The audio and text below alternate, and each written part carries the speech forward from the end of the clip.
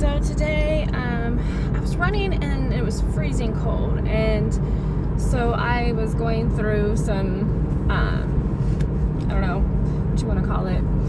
I don't want to say torment, but it almost felt like that. But anyways, I came to the realization that it literally took me losing people forever, my mom, my grams, forever on this earth anyway, to smack me awake, to make me realize how fragile and fast life truly goes.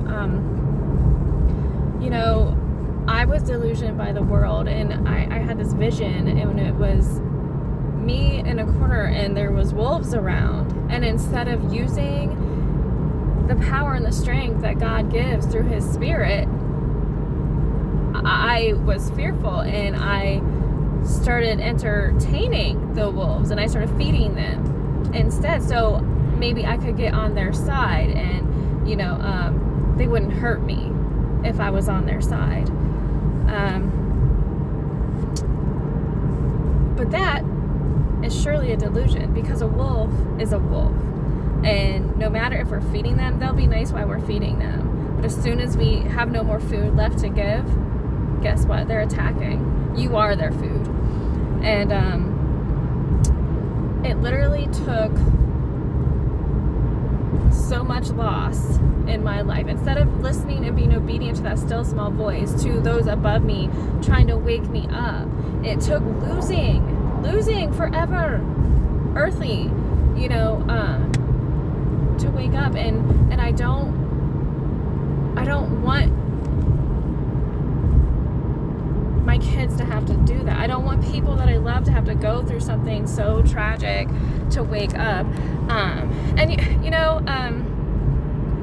So it came to my mind that thing that goes around social media that always talks about, oh, God's bigger and you'll never be able to ruin God's plans for your life, etc., whatever those feel-good things say. That is such a delusional lie, because no, we're not going to ruin God's plans. God is going to get his plan accomplished whether we obey or not.